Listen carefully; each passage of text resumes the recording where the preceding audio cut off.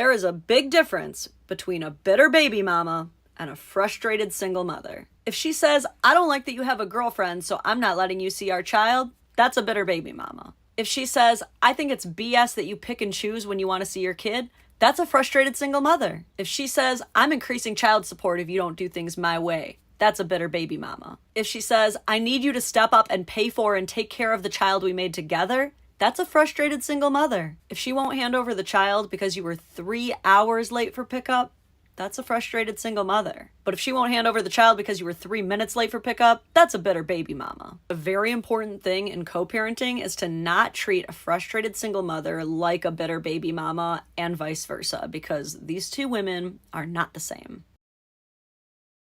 With your sameness and fairness thing, to be honest with you, it kind of sounds to me like you want equality as long as it's benefiting women, but when it's not benefiting women and men can take the brunt of it, you're like, that's cool. Like, I'm fine with that. Yeah, how do you see that? Well, I mean, if we lived in like a properly feminist world, there wouldn't be affirmative action initiatives to put more women in positions of like workplace positions and in academic positions.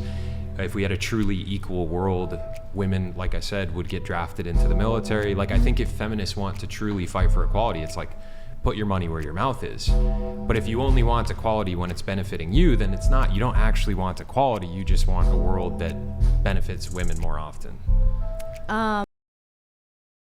Here's the cold, hard truth. Modern women know exactly why they're lonely, but they'd rather eat a bowl of nails than admit it, or, heaven forbid, change. The culprit? Feminism, plain and simple. It sold them a shiny, gift-wrapped lie that empowerment means prioritizing careers and independence over family and relationships.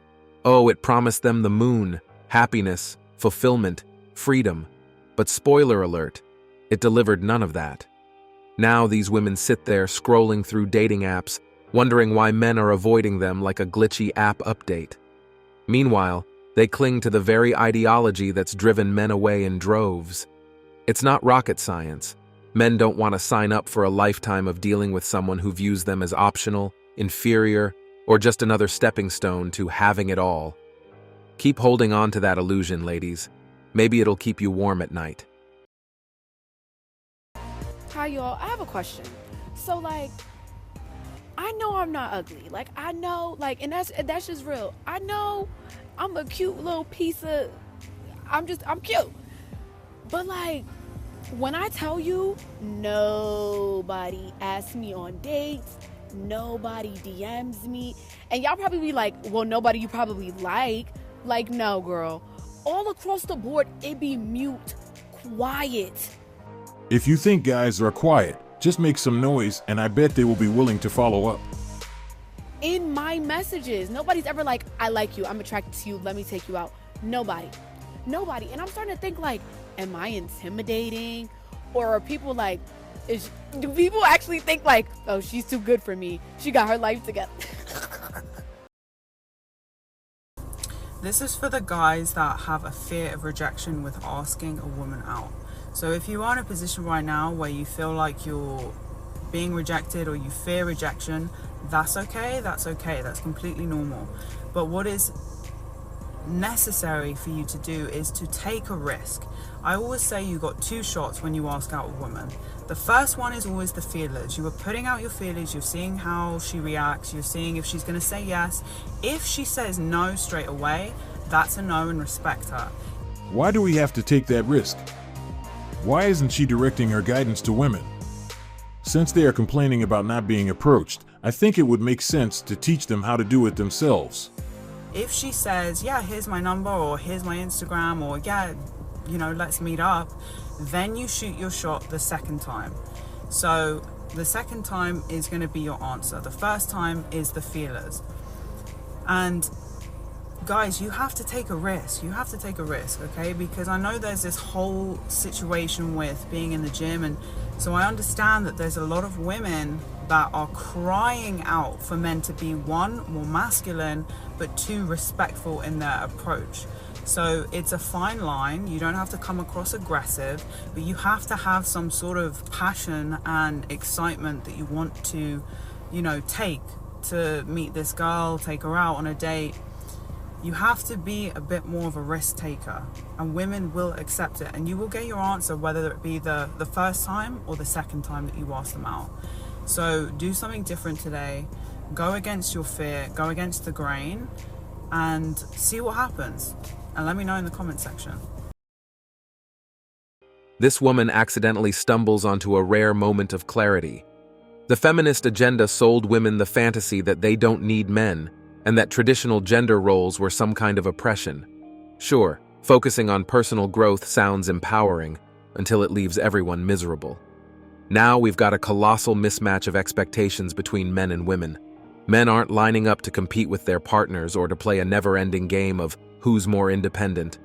Let's be clear, it's not intimidation, ladies. Men aren't threatened by your boss babe energy. They're just disinterested in signing up for a lifetime of petty power struggles.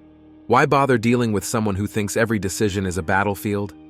Men don't want a competitor, they want a partner. But hey, if your idea of a relationship is keeping score, don't be shocked when men just tap out entirely. If you are single and you are in the dating marketplace at that time, when that happens, say you're 37, 36, 38, 40, whatever it may be, and you are still on the hunt for that man, and you hit the wall and you can see in your face that you are no longer the face that you were at whether it was 30 or 35 or 25, whatever it is, you are going to be panicked. Because now you know that you are going to compete with women who are younger, who are largely more fertile, not always, but largely speaking, yes, who have that youthfulness to them, who have that estrogen, progesterone, whatever the hormonal balance is that makes someone young, it's there and you're losing it. And you become hyper aware of that. And that is why women begin to panic. You know what I want to talk about, you guys? So I live in New York, specifically Brooklyn, and I be outside, enjoying summer as I should. And I've been going to the block parties, all of that good stuff, the day parties has been a time. But the problem is the men just stare at you. They just stare at you the whole time. They don't approach you. They don't want to get to know you. They don't want to, oh, do you want to drink? It's just a staring contest the whole time. I'm trying to figure out, how am I supposed to meet my future husband if the men are not approaching? Because I'm not approaching a man. Like, it's giving the men want to be chased now. That's what it's giving, and I don't like it. Modern women know exactly why they're lonely. They've priced themselves out of the dating market with their refusal to compromise. But instead of self-reflection, they double down on their independence, clinging to it like a badge of honor while their dating prospects evaporate. Rather than rethinking their approach, they reject anything that even remotely resembles traditional roles, even if it means sitting alone with their degrees, job titles, and a mountain of student debt, endlessly swiping through dating apps and whining about where all the good men went. Spoiler alert, those men moved on. They're done with the games, done with the entitlement, and done with women who refuse to meet them halfway. Meanwhile, these women are stuck in a self-made echo chamber, convincing themselves that the problem is men, not their own unrealistic expectations. The loneliness? That's just the inevitable result of living in the bubble they built for themselves. Because if I could explain to anybody how lonely pregnancy is, I can't put it into words. I'm just so frustrated with how I feel. Now you see, you let him hit it raw. You didn't have second thoughts. Now you a single mom. Now you a single mom. Let's cut the crap. Modern men are officially done being Plan B for women who only come crawling back once their exciting choices crash and burn. The era of men patiently waiting for women to get bored of bad boys, TikTok influencers, or dudes with daddy issues, and a Harley is over. Social media and dating apps have turned women into fantasy addicts, believing they can juggle the stability of a nice guy while chasing the thrill of their latest bad decision. Plot twist. Men are done playing backup quarterback in your game of emotional hot potato. Now, men are leveling up, focusing on careers, hitting the gym, and prioritizing personal growth. They're investing in themselves, not women who treat them like a safety net when the dopamine hits run dry. This isn't some nice guy rebellion. It's a cold, hard realization. Men finally see they deserve more than being the second string option when your fun fling fizzles out. They're raising their standards and refusing to be your consolation prize. I don't know if I'm just making this up or if it's just my intuition, but I have this feeling that the guy I'm seeing at the moment, he's getting off and having his little ego stroked by the fact that his housemates have heard us. I don't know if it's legit or not, but there's just some things that I'm just questioning. Like, he never tells me if there's other people in the house, and he never tells me to keep it down or anything like that. And when I ask, are there people here? He'll say no at times, but then there are. And then when we go downstairs, they kind of make these weird eye contact with each other and they're like, And it's a very boy club because it's a bunch of dudes living in a house together. And he seems insecure, like it seems like it's like an ego thing, but I'm not too sure. But it's weird and I don't know. Me during the earthquake so that she doesn't get the ick. This is literally what men have to do. These are the hoops they have to jump through because of the ridiculous standards that women put on them on social media. Somebody commented and said, new ick, standing still during an earthquake. Somebody else said, what earthquake? I didn't feel shit. That is what you have to say. With traditional gender roles in shambles, men are no longer signing up to be placeholders or worshipers in one-sided relationships. They've had enough of being convenience stores, open 24/7 for women who only show up when their other exciting options run out. Emotional compatibility and mutual respect are the new currency, leaving modern women who thought being the prize was enough out in the cold when substance is what counts. The dating game has done a full 180. Men have raised their standards, and women are quickly learning that trying to juggle fun and stability only works until the guys with real value stop waiting. Now, it's all about relationships grounded in mutual respect, emotional depth, and genuine partnership.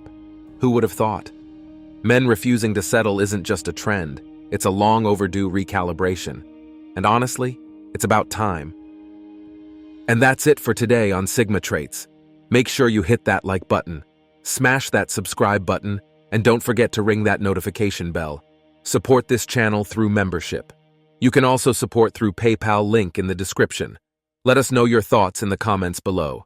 See you all tomorrow.